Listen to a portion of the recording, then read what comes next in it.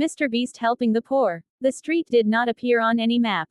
It was one of those places the city had quietly erased, where time had slowed down and hope had learned how to whisper instead of shout. The road was cracked like dried skin, patched with stones that never quite fit. Houses leaned into each other, exhausted, holding themselves up with rusted iron and prayer. The air smelled of dust, old rain, and meals that were never enough. Morning came here without celebration. Children woke before the sun, not because they were eager for the day, but because hunger does not believe in sleep. Mothers rose quietly so their children would not see how tired they were. Fathers left with empty lunchboxes and full worry, walking toward jobs that might exist or might not. And the world drove past this place every day, without slowing down, without looking, until one ordinary morning, when a black SUV stopped at the edge of the road. There was no crowd, no announcement, no excitement, just the low hum of an engine turning off, as if even the car understood that noise would be disrespectful here. The door opened. A young man stepped out, wearing a simple hoodie and worn sneakers. His face was familiar to millions, but here, no one recognized him. He did not carry himself like a celebrity. He did not walk like someone important. He walked like someone listening. Jimmy Donaldson, MrBeast to the world, just a human being here. A camera followed him, but quietly, like it didn't want to interfere. The first person he noticed was an old man sitting outside a closed shop. The paint on the shutters had peeled away years ago, revealing rust and memories. The sign above still promised groceries, but inside there was only dust and an old wooden chair. The man sat hunched, his back curved by decades of labor. His hands shook as he counted a few coins, 3, 4, then back to 3 again, as if the numbers might change if he tried hard enough. MrBeast slowed his steps. Then he sat beside him.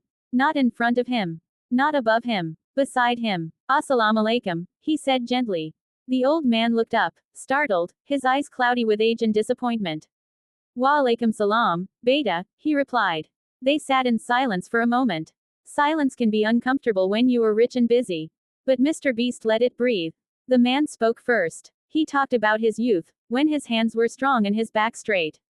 He had been a carpenter. He built doors and windows for other people's homes. Homes filled with laughter he would never hear again. My son used to help me, the man said quietly. Then Allah called him back. He didn't cry. He had already cried enough. Now he worried about his grandchildren. About medicine. About whether tomorrow would be kinder than today.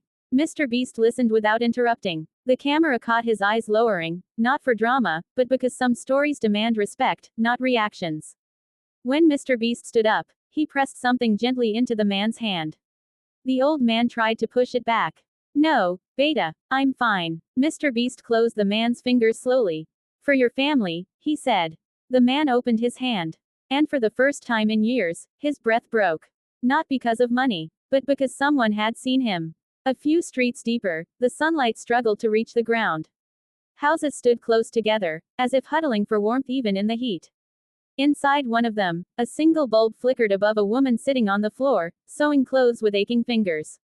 Her name was Aisha. She stitched from morning until night. Not because she loved it, but because it was the only thing keeping her children fed. Her husband had passed away suddenly. One day he was there. The next, only his slippers remained by the door. Her daughter sat beside her, studying from a torn notebook, erasing the same page again and again so she wouldn't run out of space. A knock echoed softly. Aisha hesitated. Knocks usually meant bills. Or bad news. She opened the door slowly.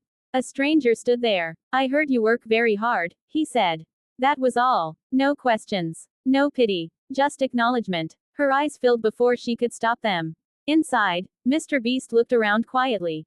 The room told a story words never could. Empty corners, patched walls, strength stretched thin. He placed an envelope on the floor. She shook her head. I can't take this. He smiled gently. Yes, you can. When she opened it, her hands froze. Enough money to pay her debts. Enough to buy a sewing machine. Enough to turn survival into stability. She collapsed, crying into her hands. MrBeast turned slightly away. Some moments are sacred. Outside, children had gathered. Bare feet on warm dust. Curiosity shining brighter than poverty. They followed him, whispering. Is he rich? Why is he here? Will he leave like the others? MrBeast knelt down so they wouldn't have to look up. What do you want to be? He asked. A boy swallowed hard. Doctor, but my father says we can't afford school. A girl spoke softly. Teacher. MrBeast nodded. Then school is not a dream anymore. Uniforms arrived. Books arrived. Fees were paid. Not for months, but for years. A future was planted. The video later showed smiles, tears, gratitude. Millions watched. Millions shared. But what the camera didn't capture was the quiet afterward. The old man sleeping peacefully. Aisha sewing under a new light, smiling for no reason. Children waking up excited instead of afraid. MrBeast did not fix everything. He did something harder. He cared. And sometimes, that is enough to change a life forever.